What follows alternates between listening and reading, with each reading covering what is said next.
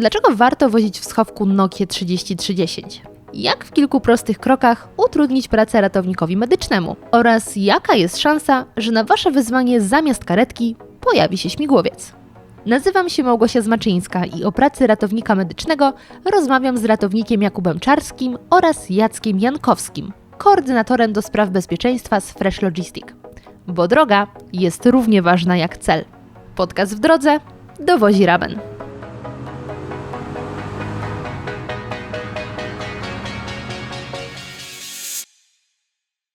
Dzień dobry panowie. Bardzo się cieszę, że spotykamy się dzisiaj w tak sympatycznym gronie, w tak przyjemnej, bezpiecznej atmosferze i otoczeniu, czyli w zupełnie innych warunkach niż zazwyczaj pracujecie, a przynajmniej Kuba, bo ty, Jacek, chyba masz łatwiejsze życie, tak. Przynajmniej zawodowe.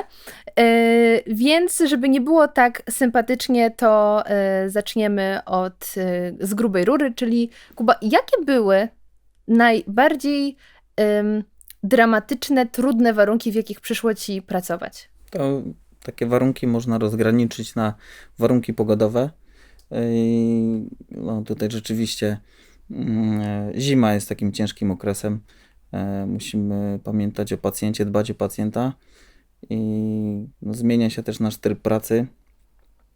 Lato, gorączki też tutaj wymagają od nas specjalnego działania. No my jako medycy też jesteśmy odpowiednio ubrani, zabezpieczając się przed warunkami atmosferycznymi, co pomaga i czasami przeszkadza. A warunki niepogodowe? Warunki niepogodowe, no to same akcje medyczne. Działamy w różnych warunkach. Z jednej strony jesteśmy takimi domokrążcami, czyli chodzimy po mieszkaniach. Czasami się śmiejemy, że więcej mieszkań odwiedzamy niż listonosz, bo listonosz w tej chwili wrzuca listy do skrzynki i rzadko już wchodzi do mieszkania. Zresztą ludzie też są coraz mniej ufni i nie wpuszczają ludzi do siebie. No my w takie warunki wchodzimy, od willi, apartamentów po różnego rodzaju mniej przyjemne miejsca, czasami takie, do których nawet nie da się przejść. No właśnie, bo tutaj zacząłeś od takich sytuacji, gdzie do kogoś musicie dojść, bo zostaliście wezwani i jest jakiś nagły wypadek. Natomiast chyba w większości z nas taka praca ratownika kojarzy się jednak z wypadkami drogowymi. Bo oczywiście sytuacje różne w domach się zdarzają, ale chyba zazwyczaj w pracy to jednak widzimy ratowników na drodze. Więc powiedz mi, które sytuacje takie drogowe są najtrudniejsze, jeśli chodzi o reagowanie na nie?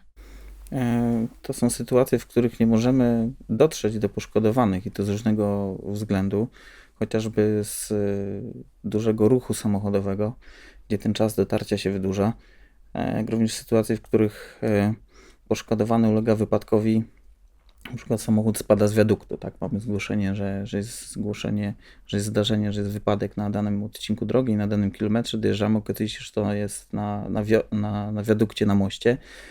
Szukamy tego samochodu, tych poszkodowanych, a oni znajdują się kilka metrów niżej. Też takie sytuacje się zdarzają. No, my musimy pamiętać też o swoim bezpieczeństwie i czasami serce i nogi chcą gdzieś pobiec, ale to może być dla nas niebezpieczne.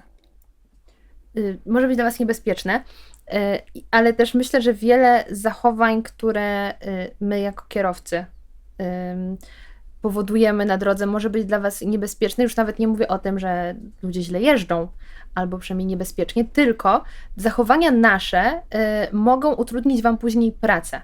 W kontekście, nie wiem, nieprzygotowania miejsca zdarzenia do Waszego przyjazdu i tym podobne rzeczy. Więc jakie sytuacje najbardziej utrudniają Wam rzeczy? Jakby tak zrobić taki przewodnik, co robić, żeby utrudnić Wam pracę? To co by na pewno się znalazło na takiej liście? Zdecydowanie na pierwszym miejscu to jest tak zwane, mówimy na tych ludzi, apacze.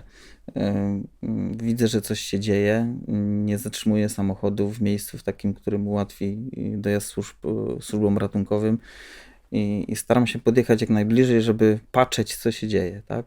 Obserwować, ludzie są ciekawscy, nagrywają filmiki i starają się znaleźć jak najbliżej miejsca zdarzenia, żeby tylko coś podejrzeć.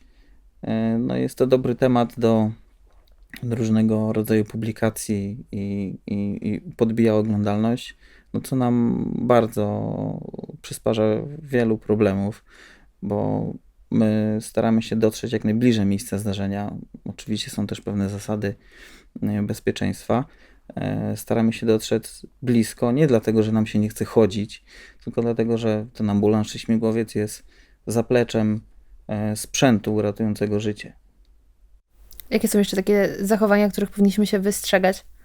No, sławny korytarz życia, edukacja tutaj w tym zakresie już jest no, zdecydowanie lepsza i kierowcy zdecydowanie lepiej się zachowują w takich sytuacjach, no ale nadal zdarzają się osoby, które wykorzystują korytarz życia do tego, żeby tylko przepchnąć się te kilka metrów dalej. No, zdrowy rozsądek. Zawsze powinniśmy się zastanowić nad tym, czy to, co robię, jest bezpieczne.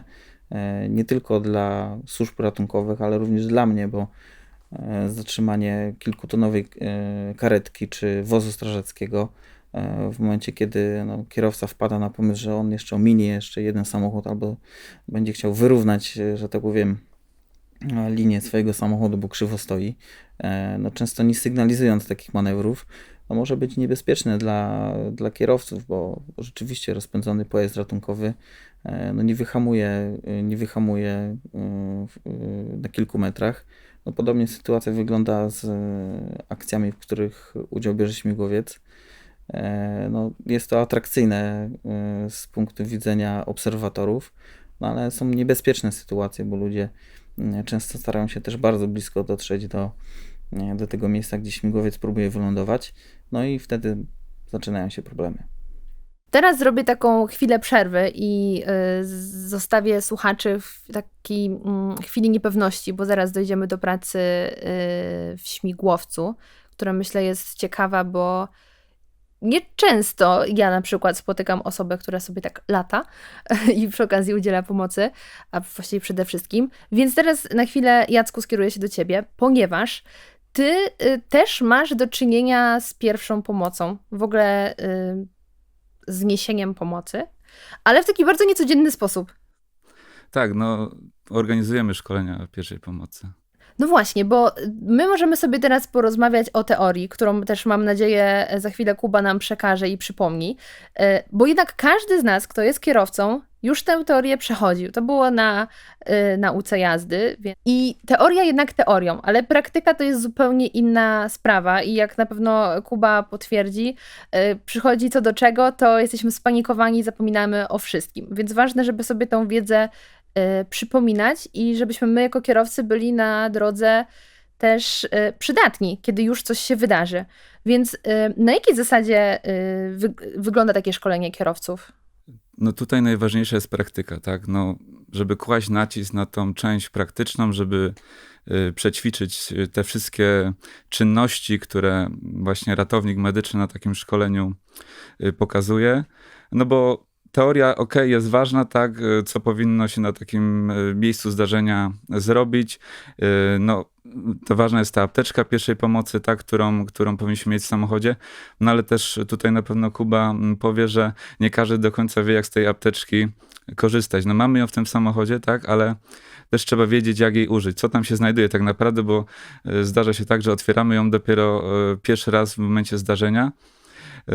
No a też na tych szkoleniach właśnie z pierwszej pomocy, no już trzeba być przygotowanym do jej użycia. Tak właśnie często mówimy o tym, żeby postępować tak właśnie postępują ratownicy medyczni, że zabieramy już ją ze sobą, tak? Widzimy jakieś zdarzenie, to już z tą apteczką idziemy do tego miejsca zdarzenia. Mało tego, no już przystępujemy, tu się zaczyna akcja ratunkowa tak naprawdę i pierwsze co bierzemy z tej apteczki, to już zakładamy rękawiczki, tak jak właśnie to robią ratownicy medyczni. Kuba tutaj na pewno potwierdzi, że to jest właśnie taki przedsionek tej akcji ratunkowej. Zdecydowanie tak, no nie tracimy czasu. No, my jadąc czy lecąc do akcji ratunkowej, no już się przygotowujemy, już w trakcie drogi przygotowujemy sobie sprzęt, zakładamy te rękawiczki. No, ciężko, żeby kierowca cały czas w rękawiczkach jeździł i czekał, aż coś się wydarzy. No ale jak przychodzi ten moment, że jest się świadkiem jakiegoś zdarzenia, niekoniecznie drogowego, bo możemy przejeżdżać, widzimy ktoś na chodniku upadnie, no to pierwszą rzeczą, o której powinniśmy pomyśleć, no to bezpieczeństwo własne i miejsce zdarzenia, ale własne pod kątem właśnie tych rękawiczek. A zatrzymajmy się chwilę przy apteczce, bo czy ja dobrze kojarzę, że jednak w polskim prawie my mamy obowiązek mieć w samochodzie gaśnicę, a apteczka wciąż nie jest obowiązkowa? Czy coś się zmieniło? To znaczy, powiem szczerze, że ten temat jest tak, ja zawsze uważam, czy obowiązuje, czy nie obowiązuje, czy jestem kierowcą zawodowym, niezawodowym. No, chcesz pomóc, bo tego wymaga prawo, że jesteś zobligowany do udzielenia tej pierwszej pomocy, no to żeby to zrobić fachowo, też dla swojego bezpieczeństwa, bo tam są elementy, które też ciebie chronią, właśnie jak te rękawiczki, no to warto ją po prostu mieć już niezależnie od tego, czy to jest wymagane, czy nie. Jasne, ja się z tym zgadzam i też oczywiście w swoim samochodzie mam, natomiast mówię o tym dlatego, że niektórzy jednak wychodzą z założenia jak za czasów szkolnych. Jeśli rodzic czegoś nie każe, to tego nie robię. Nie, że to było też by dla mojego dobra. I niektórzy tak traktują temat apteczki. Na zasadzie nie trzeba, to po co mi? Tylko będzie się gdzieś tam walać po samochodzie. A warto ją mieć. I tutaj pytanie bonusowe. Co warto, poza tym, co możemy znaleźć w takich gotowych apteczkach, możemy kupić w supermarkecie czy coś, mieć w samochodzie? Bo na przykład, ja już kiedyś miałam przyjemność rozmawiać z ratownikami medycznymi i oni mi sprzedali kilka takich lifehacków, można powiedzieć, czyli coś, o czym sama bym na początek nie pomyślała, ale jak oni mi to powiedzieli, stwierdziłam, Jezu, dlaczego o tym się nie mówi? I taką ciekawostką, powiedzmy, podpowiedzią było trzymanie kamizelki bezpieczeństwa w kabinie samochodu, w schowku. Bo jeśli nagle trzeba wyjść, to zanim ja dojdę do bagażnika, to już ktoś może mnie potrącić, jeśli na przykład jest ciemno. Albo drugą rzeczą, to mam tutaj taki gadżecik, a propos rękawiczek, które mówiliście, żeby do kluczy sobie przypiąć taką torebeczkę z rękawiczkami i wtedy wyciągam kluczyki ze stacyjki i mogę od razu założyć rękawiczki i pójść udzielić pierwszej pomocy. Co byście dodali do takiej listy wskazówek wyposażenia, o którym warto wiedzieć, mieć w samochodzie? Jeśli chodzi o apteczki, to no, ja mam też takie trochę inne zdanie na ten temat, jeśli chodzi w zakresie ich wyposażenia, bo bądźmy szczerzy, za 9,99 w tej apteczce nie spotkamy zbyt wielu elementów, które mogą nam się przydać w takiej naprawdę poważnej akcji ratunkowej, bo w takiej najzwyklejszej apteczce samochodowej no to jest minimum, które musi być, tak? Mamy tam wykaz, wypisane elementy, które mamy. Oczywiście najważniejsze są rękawiczki, tak? No bo to jest bezpieczeństwo nasze przede wszystkim. No i poza tym jakieś drobne opatrunki. Ja też nie będę nikogo jakoś szczególnie namawiał do tego, żeby tą apteczkę nie wiadomo jak sobie wyposażał, jak ktoś mówi, jak komandos medycyny. Ale rzeczywiście, jeśli chcemy się czuć bezpiecznie, no to powinniśmy tą apteczkę trochę jednak uzbroić, bo w apteczce mamy na przykład 2 małe gaziki i no bądźmy szczerzy, te gaziki nie pomogą nam w zatamowaniu poważnego krwotoku, a przy dużych zdarzeniach, przy dużych obrażeniach, urazach, no każda krwinka się liczy i to ma realny wpływ na zdrowie pacjenta, a często na życie. W kontekście apteczki też tutaj bym zwrócił uwagę na taki fakt, że ta apteczka również nam musi pomóc, bo czy jesteśmy kierowcami zawodowymi, czy podróżujemy sobie z rodziną, różne sytuacje mogą się wydarzyć. Coraz częściej podróżujemy w miejsca, uciekamy od tego zgiełku ludzi i samochodów. No i najzwyklejsze zdarzenie drogowe, chociażby poślizg i wpadnięcie do rowu, może spowodować, że nasi bliscy albo ja sam ulegnę jakimś obrażeniom, które będę musiał sobie opatrzyć. No i wtedy no niestety ta apteczka może nie wystarczyć. Ja bym zalecał jeszcze wozić jakiś koc albo jakiś taki pled są dostępne. W apteczkach powinna być folia życia, ale taki koc w wielu sytuacjach się przydaje, chociażby do zabezpieczenia pacjenta w poważnym wypadku. Często uszkodzeniu ulegają szyby, one się kruszą i taki pacjent, możemy go okryć w tym samochodzie. Jak również po ewakuacji takiego pacjenta Starajmy się nie kłaść tej osoby na gołą ziemię. Oczywiście są sytuacje, w których należy szybko ewakuować tą osobę, już nie zwracać na to uwagi, no ale są takie zdarzenia, są takie sytuacje, że musimy zadbać o ten komfort termiczny pacjenta. No i powiem Państwu, że latem też może dojść do wychłodzenia organizmu, także mi się wydaje, że takie rzeczy mogą być przydatne. To ja myślę, że tutaj to, co wspomniałeś, właśnie takim lifehackiem jest właśnie posiadanie tego koca, czy już w ogóle super, jak to jest koc termiczny, no bo zdarza się właśnie, że może dojść do takiego wypadku gdzieś na autostradzie, gdzie zostanie zablokowana i wtedy samochód też nie będzie w nieskończoność, mamy jakąś ograniczoną tą ilość paliwa. No i właśnie najczęściej jest tak, że wyłączamy ten silnik, włączamy to ogrzewanie, żeby jak się to wszystko odblokuje, żeby ruszyć. No i musimy w tym samochodzie jakoś się ogrzać, tak? Więc to też jest taki właśnie lifehack na to, żeby mieć coś do przykrycia się, zwłaszcza zimą, w śnieżycy, gdzieś tam może się to po prostu przydać. Niektóre elementy apteczki są też często niedoceniane, bo ten sławny koc termiczny oczywiście można wykorzystać do tego, że pacjenta zatrzymać ciepło, tak, bądź ochronić przed przegrzaniem, ale taki koc termiczny też jest fajnym elementem zabezpieczenia miejsca zdarzenia, no bo bądźmy szczerzy, ten trójkąt ostrzegawczy w ciężkich warunkach pogodowych jednak będzie mało widoczny i takim kocem termicznym, tą folią, tak, możemy, jeśli mamy do czego przywiązać, nawet do znaka drogowego, do słupka, to powiem Państwu, że jak zza zakrętu ktoś wyjedzie, zobaczy mieniące się kolory srebrno-złote, na pewno da to do myślenia, i zacznie działać, spowolni i zobaczy, że coś się dzieje. Dobra, czy są jeszcze jakieś rzeczy, które warto mieć? Bo też tak myślę w kontekście apteczki, że niektórych rzeczy się na przykład nie zaleca trzymać, bo mogą się łatwo przeterminować w kontekście jakichś leków. Ale czy są jakieś właśnie leki, czy tego typu rzeczy, które warto jednak mieć? Oczywiście leki też muszą mieć odpowiednie warunki przechowywania. Samochód zostawiamy na parkingu i on się nagrzewa. Często w środku jest bardzo wysoka temperatura, sięgająca nawet do 50-60 stopni, a za chwilę zimą spada do minus 20. Także po takich wahaniach temperatury nawet w ciągu doby, gdzie samochód zimą stoi w słońcu, jest ciepło, w nocy temperatura spada do tych bardzo niskich wartości, to takie leki można powiedzieć, że są do wyrzucenia i one nie będą działały. Zresztą w apteczkach nie zalecamy trzymania leków.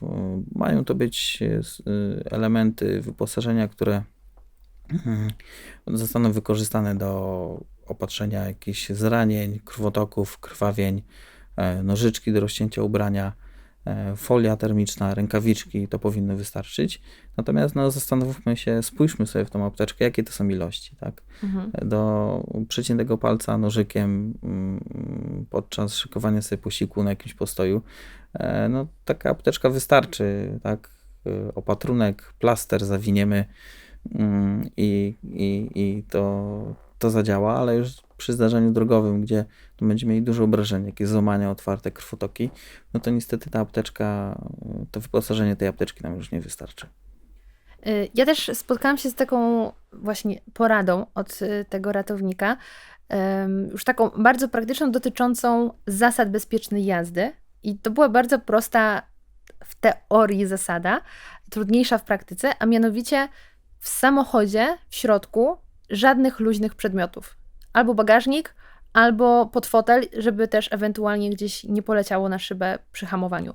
I ciekawa jestem, inaczej, i od kiedy to wiem, zwracam na to większą uwagę, staram się też zwracać bliskim, na zasadzie daj to do bagażnika, a nie gdzieś obok siebie, ale ciekawa jestem, czy są jeszcze jakieś takie zasady, które naprawdę mogą uratować życie, ale są niewygodne. Tutaj Jacek, kojarzysz jakieś takie zasady, które na przykład kierowcy mówią na szkoleniach, super, a potem... Znaczy zasady, to co powiedziałeś na pewno, też właśnie uświadamiamy kierowców to, ile to naprawdę przy tych prędkościach, ile takie przedmioty zaczynają ważyć tak naprawdę o wiele więcej, że ten telefon komórkowy waży tam powiedzmy 200 gram, a przy takim uderzeniu osiąga parę kilogramów, tak? Butelka plastikowa, nie wozić właśnie szklanych. Właśnie to jest to, że często tacy kierowcy zawodowi traktują ten swój środek transportu jako taki dom. No i jest tam tych przedmiotów dużo. No jak Też- w domu na kominku cała tak, no wystawka. trzeba na to zwrócić uwagę, że to wszystko w czasie zdarzenia takiego wypadkowego to po prostu fruwa. No i to może być takim bezpośrednim zagrożeniem dla samego kierowcy w środku, tak, bo z zewnątrz chroni go jednak ta kabina, tak, przed tymi obrażeniami, no ale w środku jest tych przedmiotów bardzo dużo i to może spowodować właśnie obrażenia ciała. Ja bym tutaj jeszcze dodał taki ważny element stricte już bezpieczeństwa, bo często w samochodzie przyczepiamy sobie różne rzeczy, włącznie z tym na różnych portalach aukcyjnych można przeróżne uchwyty, mocowania kupić, włącznie z tym, że do kierownicy możemy sobie zamontować tablet albo telefon, tak? I jadąc możemy sobie oglądać. Takie sytuacje też się zdarzają. No to są właśnie te rozpraszacze, tak, które też Ale właśnie... żeby na kierownicy? Tak, zdarza się. To są- Gdzie jest ta przyzwoitość? Ta multimedia, no dzisiaj po prostu czytanie prasy, social mediów właśnie w telefonach, to nawet zdarzało się, że też widziałem, że czy przedstawiciele handlowi, czy tacy kierowcy, co jednak gdzieś tam pracują, mają specjalne uchwyty do laptopów, więc też się to zdarza. Jednak no wszystkie urządzenia mobilne, no tutaj właśnie jest nacisk, taka edukacja, żeby to po prostu korzystać z tego właśnie w momencie postoju, tak, te wszystkie multimedia właśnie obsługiwać, kiedy jesteśmy na parkingu, czy na autostradzie, ale stoimy, a nie w czasie jazdy, bo te właśnie sekundy, bo my mówimy tutaj też o prewencji, tak, no jednak te sekundy mają znaczenie na drodze hamowania, tak, i jaka ona długa będzie od naszego czasu reakcji, jeżeli jesteśmy skupieni tylko na jeździe, a nie na tym wszystkich innych multimediach, no to tutaj jest naprawdę, ma to znaczenie.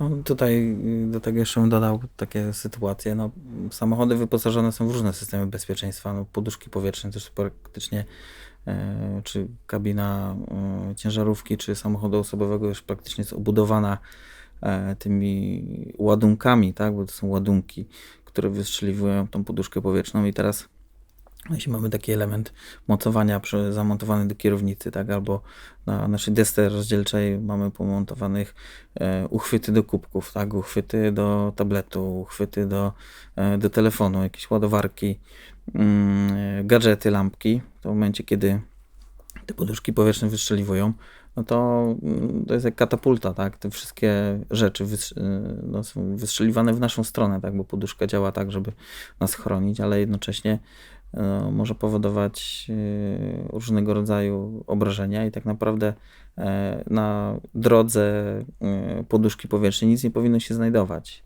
I sam wielokrotnie widziałem obrażenia, szczególnie twarzy, tak, u kierowców, którzy mieli pomontowane rzeczywiście różne rzeczy do kierownicy. No, czasami naprawdę wyobraźnia ludzka nie zna granic. Zaczynamy się dopiero nad tym zastanawiać, jeśli coś się wydarzy. No dobra, no to słuchaj, to teraz trochę praktyki. Takiej praktyki już z twojego podwórka, można powiedzieć, z kwestii twojej pracy. Jakie zazwyczaj, jak jedziesz już na miejsce zdarzenia albo lecisz, zaraz dochodzimy do śmigłowca, widzisz błędy, które zostały popełnione? Już nie mówię w ogóle o zachowaniu na drodze, tylko o kwestiach tych bezpieczeństwa właśnie w środku. Na przykład, nie wiem, niezapięte pasy albo zapięte, ale źle ułożone. Co wystarczyło zrobić, żeby zaradzić niektórym sytuacjom? My jako medycy jesteśmy uczeni też takiej oceny obrażeń pojazdu, które mogą się przełożyć na to, co się dzieje z daną osobą, która uległa temu wypadkowi.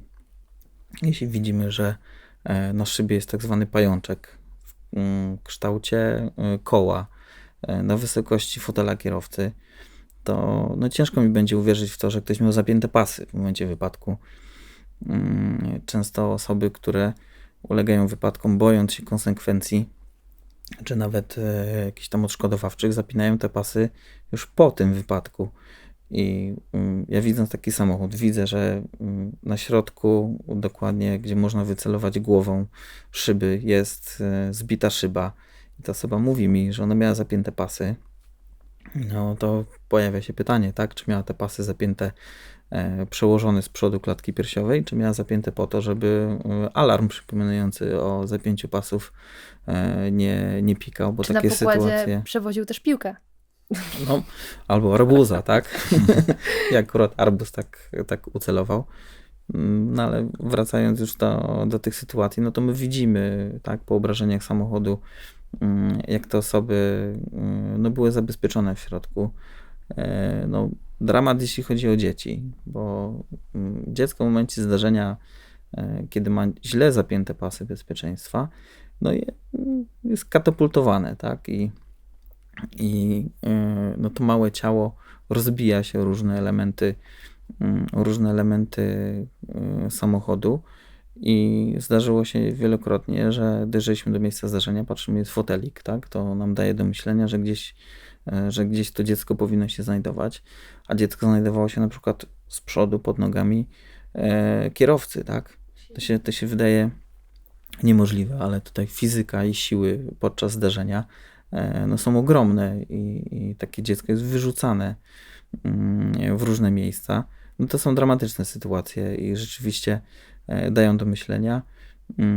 U nas podczas edukacji z pierwszej pomocy rzadko stosuje się takie mocne elementy szkolenia, ale na zachodzie pokazuje się zdjęcia z wypadków, osób z obrażeniami. Często moi kursanci podpytują, tak, a ma pan jakieś zdjęcia, czy gdzieś jakieś sytuacje samochodów porozbijanych. Mam przygotowany taki katalog zdjęć, no oczywiście nie z osobami, które są poszkodowane, ale samych pojazdów i tego, jak taki samochód po wypadku wygląda w środku, no to rzeczywiście daje to do myślenia. To mi się wydaje, że taka beztroska codziennego życia gdzieś powoduje, że no nie myślimy o tym. Ja nie mówię też, żebyśmy przesadzali, ale to dużo czasu przed wyjazdem, wyruszeniem w trasę nie potrzeba, żeby bezpiecznie podróżować.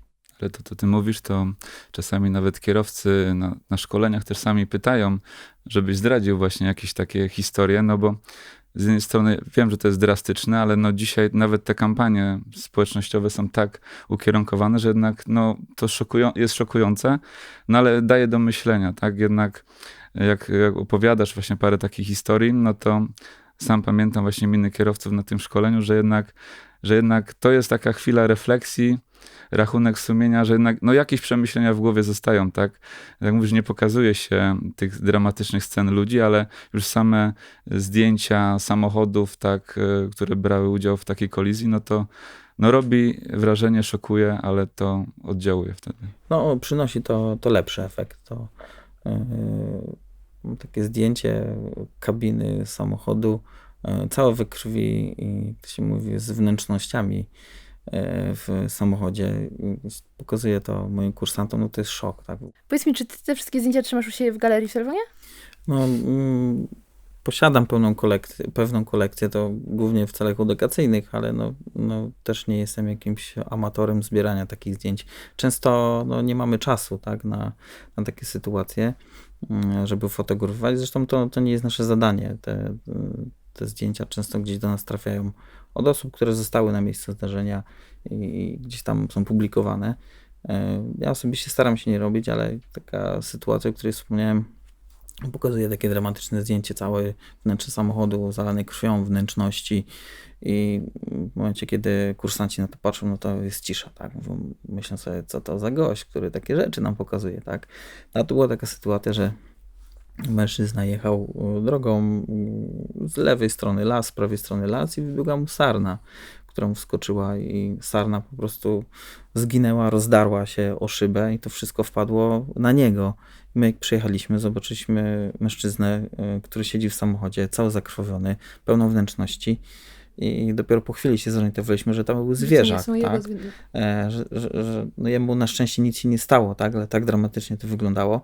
Zresztą ludzie, którzy tam się zatrzymali, jak to zobaczyli, no to też nie wiedzieli, czy to ten człowiek, tak, jest tak poraniony, czy od tego zwierzęcia. Zresztą to było w nocy, tego zwierzaka praktycznie nie było widać, że on tam wpadł w ten samochód.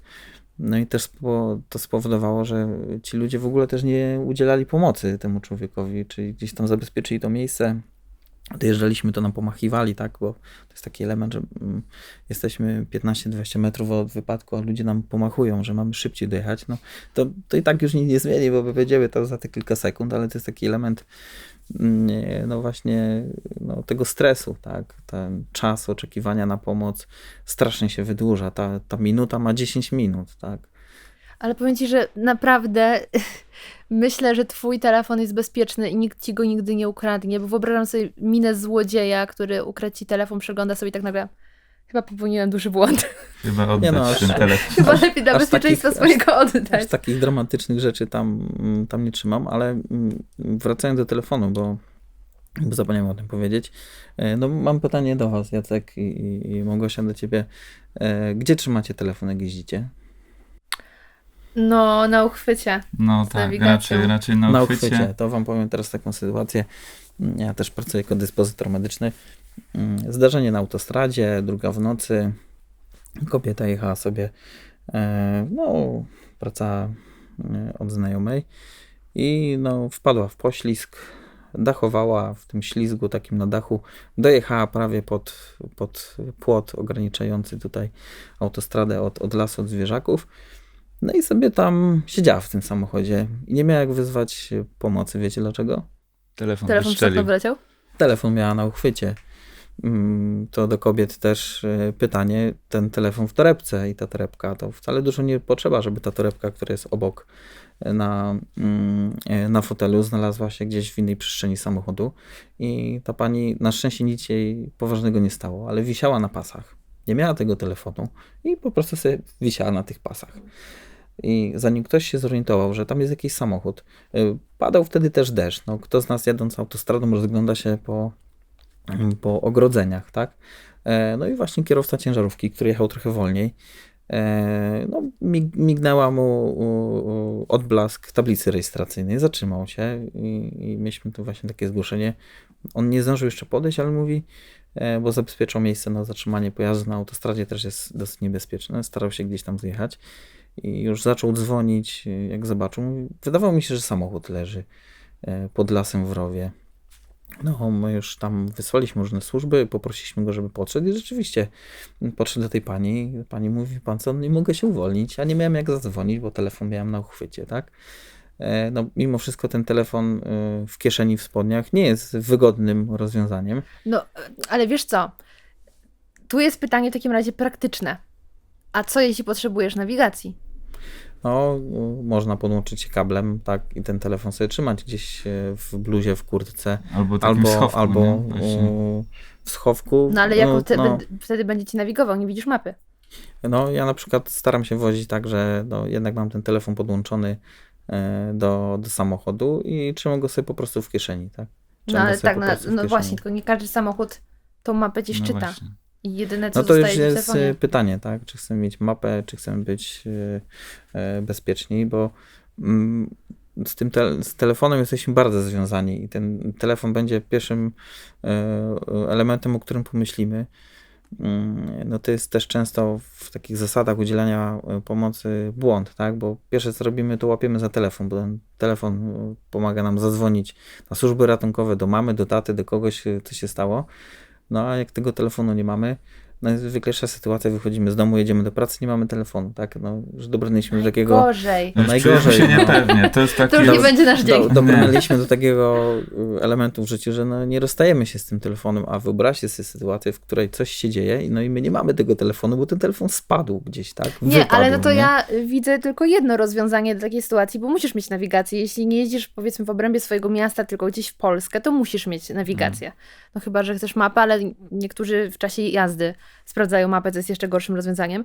Więc jedyne, co przychodzi mi do głowy, to mieć w bagażniku Nokia 3310, której bateria wytrzyma nasze całe życie. No nawet nie w bagażniku, tylko to już wtedy w schowku. w schowku, albo wsiadając do samochodu, tak, po prostu, albo są takie mikrotelefony, tak, gdzie tylko jest karta SIM i po prostu włożę sobie do tej kieszeni, tak. Drugi telefon. No, przypominam, że telefon na służby alarmowe nie musi posiadać karty SIM, tak, tego wystarczy jakiś zwykły aparat telefoniczny. Ja myślę, że właśnie rozpracowaliśmy kolejny lifehack, panowie. No. No. Ale to fajnie, że technologia nadąża powoli. Właśnie te wszystkie przerzucanie ekranu, aplikacje już w telefonie, które zrzucają ekran na ekran samochodu, tak? Czy właśnie już teraz są takie czujniki, które wykrywają zdarzenie i same wysyłają sygnał. No czuć, że ta technologia nadąża, no ale są jeszcze ludzie, co nie mają tak nowoczesnych samochodów, tak? Bo wiadomo, są drogie. No, ale myślę, że to jest właśnie ta potrzeba zrozumienia, że to powinno iść w tym kierunku, tak? Żeby się na tym skupić, że technologia w samochodzie, te wszystkie wyświetlacze, bajery są fajne, no ale też mają być bezpieczne. No tutaj jak się mówi, ten służbowy telefon może się przydać. No, nie mówię, że każdy ma mieć 2 telefony, zresztą są teraz telefony, gdzie 2 karty SIM można włożyć i przeważnie tak się wykorzystuje, ale ja akurat rozdzielam to, tak, mam prywatny telefon, który trzymam sobie w kieszeni, służbowy telefon, który rzeczywiście montuję sobie do chwytu i korzystam z tej nawigacji. No, można pokombinować, tak? No, Nie, ja jestem zainspirowana, żeby po tej rozmowie Buś kupić Nokia 3030. Nie, Albo Jej faktycznie bateria wytrzyma to długą jest to, że jazdę. człowiek się uczy całe życie, że w ogóle nie pomyślałem coś takiego, że ten telefon może faktycznie No może go nie być, nie? wystrzeli z samochodu przy takim zdarzeniu. Nie? No, w nowych samochodach działa też ten system e-call, gdzie samochód sam zadzwoni na służby ratunkowe i operatorzy 112 spróbują się połączyć z tym samochodem.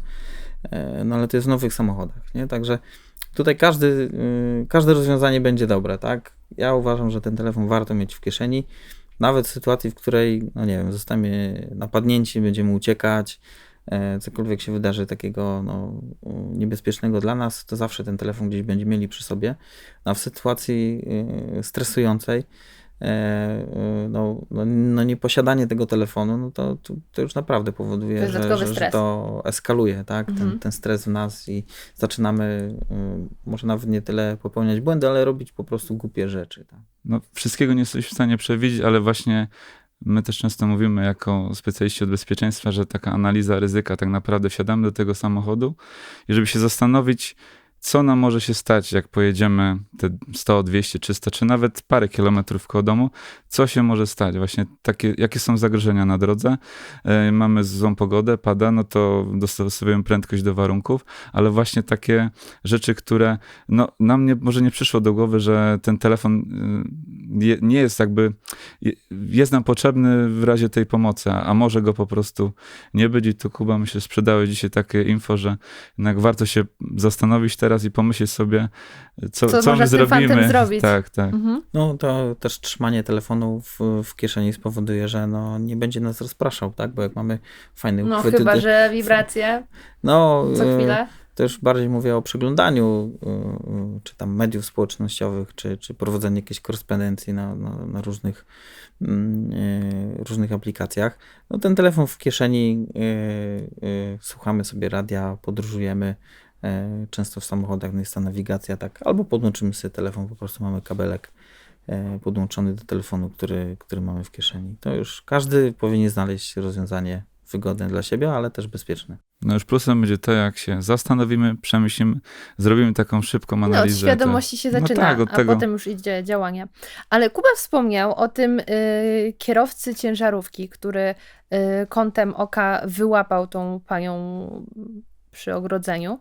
I tak sobie pomyślałam, że faktycznie kierowcy ciężarówek są takimi trochę strażnikami Teksasu. W sensie oni naprawdę, jest ich dużo na drodze i pokonują tysiące kilometrów, widzą też dużo i to nie tylko dlatego, że dużo ze względu na więcej, bo dużo jeżdżą, ale są też wyżej i mają inną perspektywę niż my.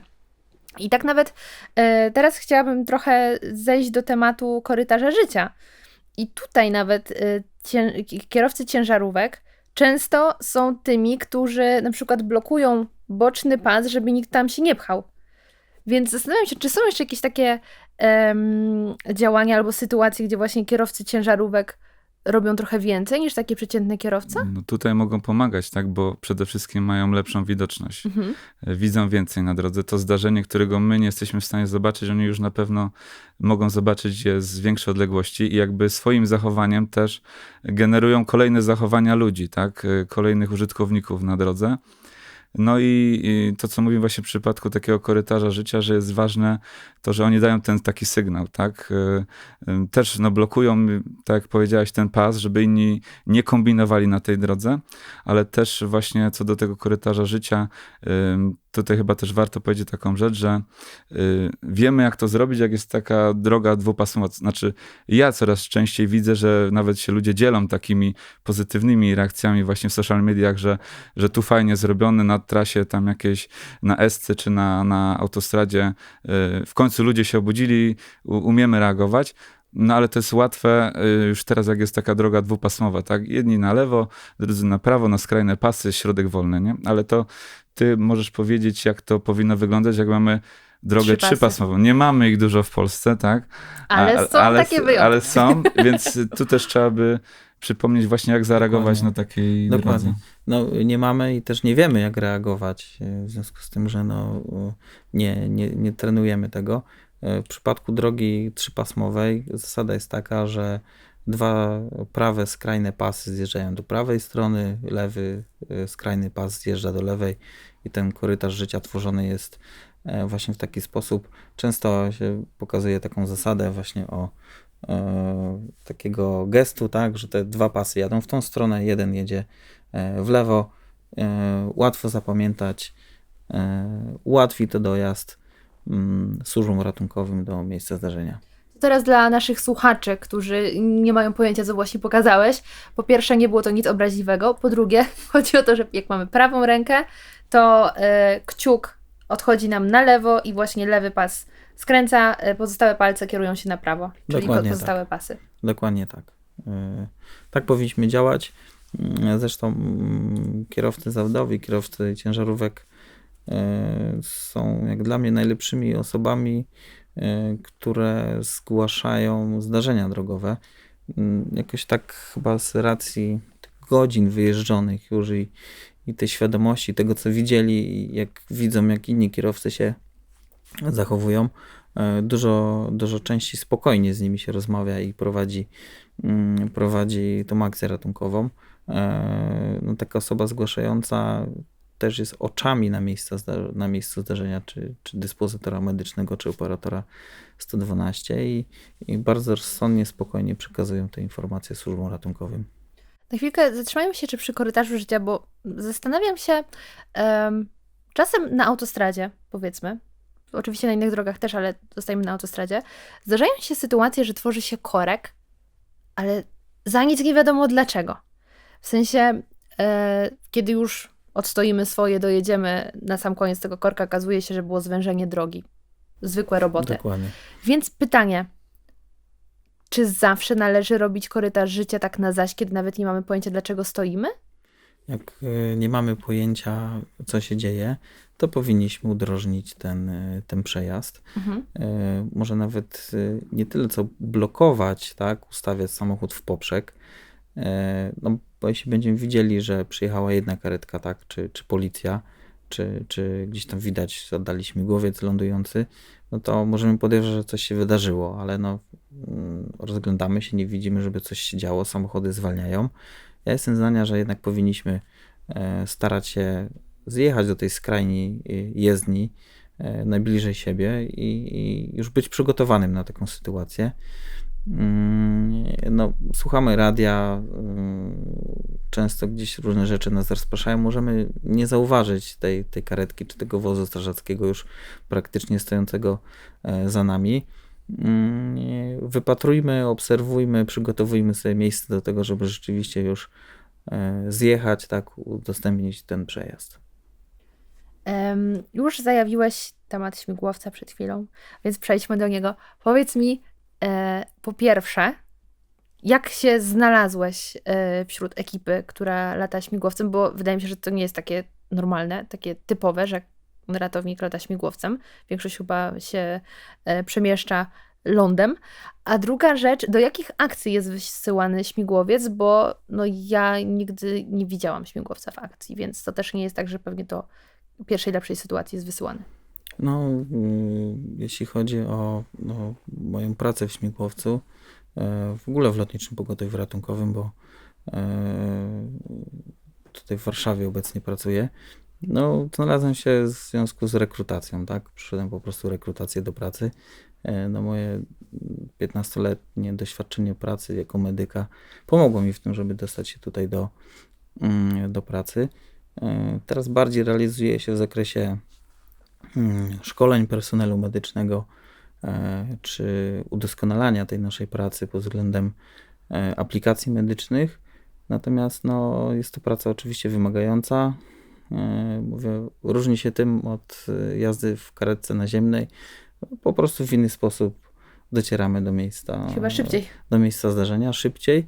No jest to też trochę bardziej niebezpieczne, ale tutaj firma Lotnicze Pogotowie Ratunkowe jest nie tylko medyczną firmą na najwyższym poziomie, ale też pod względem lotniczym są najlepsi specjaliści. Wracając do tematu śmigłowca, tak naprawdę cały czas krąży właśnie to błędne przeświadczenie, o którym mówi, że śmigłowiec wysyłany jest tylko do katastrof, tragedii największych na świecie, często mówimy najbardziej medialnych. No, oglądaliśmy się seriali, to wiemy. Tak, tak. No, trochę ta tendencja no, nie idzie w tym kierunku. Tak? Śmigłowiec wysyłany tam, gdzie nie może dotrzeć karetka, albo gdzie on dotrze po prostu szybciej. Tak? W skład załogi śmigłowca wchodzi pilot, ratownik medyczny bądź pielęgniarka i lekarz.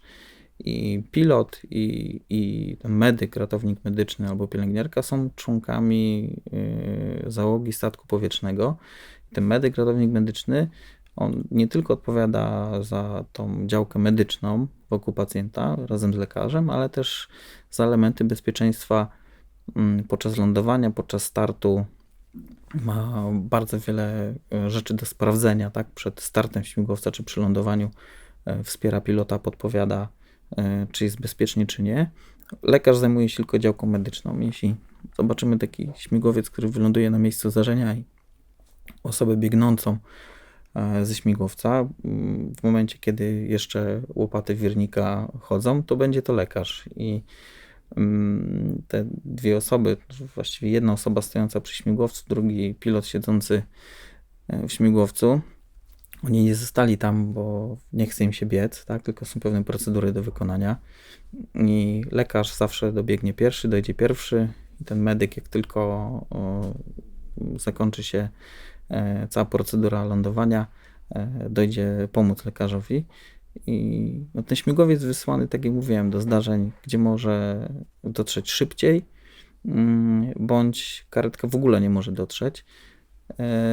Śmigłowce dysponowane są przez dyspozytorów medycznych i często może zdarzyć się tak, że na miejsce zdarzenia, gdzie jest wielu poszkodowanych, doleci kilka śmigłowców. Także no tutaj zasada jest jedna, szybciej, szybszy dolot, szybszy transport pacjenta do szpitala. Często pod uwagę brane są też takie elementy, że ten pacjent z miejsca zdarzenia musi trafić do szpitala bardzo szybko i o ile ta karetka ma blisko, dojedzie na miejsce zdarzenia, zabezpiecza pacjenta, często wysyła się śmigłowiec, bo już wiemy, że ten pacjent trafi do szpitala i będzie musiał trafić do szpitala wysokiej referencji. No i ten transport naziemny karetką byłby znacznie dłuższy niż transport śmigłowcem. A pamiętasz jakąś taką inaczej? Jaka była najbardziej pamiętna akcja śmigłowcem? Właśnie może ze względu na skalę albo ze względu na miejsce, do którego musieliście dotrzeć? No to tak naprawdę każda jest inna, ale najbardziej w głowie zostają wszystkie zdarzenia z udziałem dzieci. To są wypadki i zachorowania. To w zależności też od regionu Polski śmigłowce lądują w różnych miejscach, na plaży, w górach, często w górach, mam na myśli nie lądowisko przy szpitalu, tak, w Zakopanem, tylko w górach, gdzieś na jakichś połoninach, w miejscach, w których zostało wyznaczone miejsce do lądowania. Także no, to są różne okoliczności, różne sytuacje. Nie jestem w stanie jakiejś konkretnej wymienić, która mi zapadła w pamięci, no bo jest ich bardzo dużo. Niektóre są ciekawe, inne mniej. Zdarza się również, że śmigłowiec poleci do zdarzenia, do którego nawet karetka nie powinna pojechać, tak? Jakiegoś mężczyzny leżącego w rowie obok rower, tak, osoba zgłaszająca nie może go dobudzić, nie wiadomo czy potrącony czy nie. No i na miejsce zdarzenia, z racji tego, że nie ma na przykład blisko wolnej karetki, tak, leci śmigłowiec, ląduje nad praktycznie tym delikwentem, w pewnym momencie podnosi głowę i dwa niecenzuralne słowa, no, Chyba wiem, o których mówisz. określają już jego stan świadomości i rzeczywiście tak, załoga leci, ląduje. Tak, okazuje się, że pan sobie po prostu odpoczywał, tak, i nie potrzebuje żadnej pomocy, ale to się dzieje na całym świecie. Często też trudno zweryfikować, tak, czy ta osoba, która się nie odzywa, nie reaguje, potrzebuje pomocy, zasługuje na tą pomoc, czy mówimy, czy jest biedny, czy bogaty, czy pijany, zasługuje na tą pomoc i ta pomoc jest udzielana. No ale to od nas też, od świadków zdarzenia zależy, czy ta pomoc zostanie szybko udzielona, tak, ten śmigłowiec doleci we właściwe miejsce. Często ludzie też słysząc od dyspozytora, że proszę uważać, bo przyleci śmigłowiec, sami mówią, nie, no panie, to nie jest tak poważne, żeby to śmigłowiec przylatywał, tak?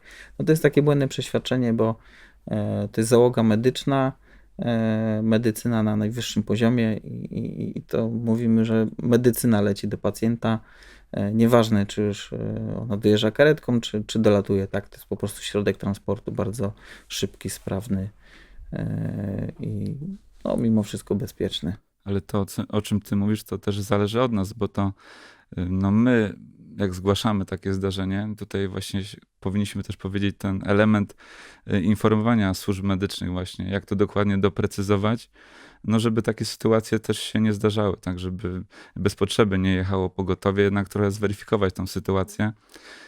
Łapiemy za ten telefon, tak, no dzwonimy na 112, no ale jesteśmy tak przygotowani, żeby po wstępnym zweryfikowaniu takiego miejsca zdarzenia, żeby właśnie na tym numerze 112 już przekazać kompletne informacje i być w tym kontakcie z tymi służbami medycznymi, żeby właśnie doprecyzować, tak, takie. Myślę, od tego powinniśmy w ogóle Dokładnie zacząć. tak, to są bardzo ważne elementy samego zgłoszenia, tak, konieczności udzielenia pomocy. Tutaj za kulisami, można powiedzieć, mówiłeś, Jacku, że wy teraz do szkoleń używacie takiej aplikacji. I ja bym chciała cię o nią podpytać i też na ile my, przeciętni kowalscy, możemy też z niej skorzystać, czy jest tylko dla waszych kierowców, bo ja na przykład lekcje PO, pierwsze przysposobienia obronnego w liceum, wspominam jako strasznie nudne. A to nie strzelałaś z KBKS-u? Nie. Już nie Najciekawsze te lekcje. lata. Wiedzę z pierwszej pomocy przekazywaną na nauce jazdy, nawet nie pamiętam, że takie zdarzenie miało miejsce. I mam wrażenie, że to, co może pomóc w nauce, to jest fajna, przystępna forma przekazywania wiedzy. I technologia jest bardzo praktyczna pod tym względem, na przykład nauka języków obcych przez apki, super. I tak samo okazuje się, że możemy się nauczyć i pierwszej pomocy z aplikacji. Znaczy pierwszej pomocy bardziej ta aplikacja, o której wspomniałaś, tutaj zalokujemy produkt niebądździki.pl, bo tak mówiłem, każdy może z tego skorzystać. Ona jest dla wszystkich użytkowników, jest to aplikacja online. No i właśnie ona jest przygotowana do tego, żeby pokazać, jakie są zagrożenia na drodze, żeby też nas nauczyć, jak reagować na różne sytuacje, też właśnie jak unikać tego rozpraszania się. Tak? Takie elementy są w tej aplikacji właśnie podane w formie takiego szkolenia internetowego, no bo tak jak mówisz, wykorzystujemy tą technologię, żeby dotrzeć do jak największej liczby użytkowników, tak. No, jest to ciekawa forma. Zachęcam do sprawdzenia się właśnie niebądździki.pl. Niech każdy się zagoluje, sprawdzi, czy nie jest dziki na drodze. Ja już wiem, co tam się dzieje, mniej więcej, ale nie będę zdradzać, bo element zaskoczenia jest kluczowy. Sama wspomniałeś, że przejeżdżasz bardzo dużo kilometrów drogami, więc tym bardziej ciebie też zachęcam. Super. Jako gość możesz takie szkolenie ukończyć. Ekstra. To ja się już zapisuję na to. Ostatnie pytanko, ponieważ obaj pracujecie w podobnej branży, można powiedzieć, chodzi przede wszystkim o bezpieczeństwo. I swoje już widzieliście, doświadczyliście. Jestem ciekawa, jak na przestrzeni lat zmieniło się wasze podejście do tematu, bo no, dużo rzeczy pochłaniacie, uczycie się już z samej pracy, ale jeszcze do tego jest życiowe doświadczenie, więc jak zmieniło się wasze podejście do tych tematów? Czy jest takie bardziej właśnie poważne, a nie, dobra, to pogadamy sobie, później każdy wsiądzie do samochodu z telefonem w ręku i z torebką na siedzeniu, a ponadto, czy jest mimo wszystko jeszcze coś, co jest w stanie was zaskoczyć w kontekście tego bezpieczeństwa za kierownicą? No, w moim przypadku, no, ja 16 lat pracuję w zawodzie i zaczynałem też w trochę innej rzeczywistości. Braku sprzętu, starych karetek, jakiś braku wytycznych, zasad działania. Dla mnie, dla medyka, który świeżo wyszedł po szkole czy po studiach, było to dużym szokiem, czyli to starcie takiej teorii z praktyką. Ale sam po kilku latach zauważyłem, że rzeczywiście pewne, no tak jak każdy z nas, tak, teoretyczne założenia nie zawsze sprawdzają się w praktyce i każdy z nas wyrabia sobie jakiś styl i tryb pracy. No, mnie, powiem szczerze, to już chyba nic nie zaskoczy, bo takie sytuacje w życiu widziałem. Od dramatycznych po przekomiczne O Jezu, to sprzedaj nam jakąś jedną, żeby i- było tak pozytywnie na i koniec. niebezpieczne. Kiedyś otrzymaliśmy takie poważne wezwanie, że mężczyzna postrzelił się w głowę z broni. Nie jest to częste. Czekaj, to jest ta śmieszna anegdotka? Tak, Okej. tak, to jest ta śmieszna. Rozumiem poczucie humoru. I dostaliśmy takie zgłoszenie. Nie jest to częste w Polsce, zdarza się. No, u nas jednak posiadanie broni jest mocno obudowane przepisami. Przeważnie są to myśliwi, tak, albo sportowcy bądź służby. No i dojechaliśmy na miejsce zdarzenia i chcąc zachować swoje bezpieczeństwo, nie wchodziliśmy do tego mieszkania. Czekaliśmy na policję, mieliśmy akcję z bronią, nie powinniśmy wchodzić, tak, ale mówimy tam, może ten człowiek rzeczywiście jeszcze żyje, potrzebuje naszej pomocy, no to gdzieś tam te drzwi uchyliliśmy, były otwarte. No i tak po cichutku gdzieś tam zasłaniając się jeszcze plecakiem, bo mówimy, byliśmy młodymi ratownikami, mówimy, ktoś będzie nas strzelał, to może gdzieś tam się obronimy, schowamy, no ale z tej takiej ciekawości i chęci pomocy wchodzimy, patrzymy, siedzi mężczyzna na fotelu, broń długa, oparta o fotel, głowa schylona na dół, widać na czole ranę i stróżkę krwi przez całą twarz i mówimy, to już za bardzo nie będziemy mieli nic na roboty. Ja byłem z kolegą, który ma bardzo duże poczucie humoru i postanowił krzyknąć: dzień dobry panu, tak? I w tym momencie ten gość podnosi głowę i mówi do nas: dzień dobry. Zamarliśmy, tak? Wyglądał jak z filmów, tak? Dziura w głowie, stróżka krwi, broń, mówimy, nie żyje, a gość się odzywa nas: dzień dobry, tak? To się okazało, tak? Z daleka nie było widać, że to jest broń pneumatyczna, wiatrówka. I on był tak pijany, że nie był w stanie tej broni ani jakoś daleko odsunąć od siebie, czyli dosłownie pochylił się nad tą lufą i wystrzelił. A jak ktoś się zna trochę na broni, no to ta największa prędkość tego pocisku jest uzyskiwana po uzyskaniu jakiejś odległości, tak? Czyli on wystrzelił ten śrut. Ten śrut utknął mu pod skórą, tak? Zrobiła się mała ranka. Dramatycznie to wyglądało, a pan z postrzałem w głowę mówi do nas: dzień dobry, tak? Jeszcze kulturalnie. Kulturalnie, tak? To zdarza się, że często jesteśmy witani w inny sposób, ale pełna kulturka, tak? Udzieliliśmy pomocy, pojechał do szpitala, tak? Jacek. Ja myślę, że tak jak w każdej branży wiele się zmienia przez technologię, także jednak są to narzędzia, które pozwalają dotrzeć do większej liczby osób. Te szkolenia są ciekawsze, tak? Czy w ogóle szkolenia, to na co powinniśmy kłaść nacisk, czyli właśnie na edukację, żeby każdy miał tą możliwość chociaż raz wziąć udział w takim ćwiczeniu z pierwszej pomocy i odświeżać sobie tą wiedzę co jakiś czas.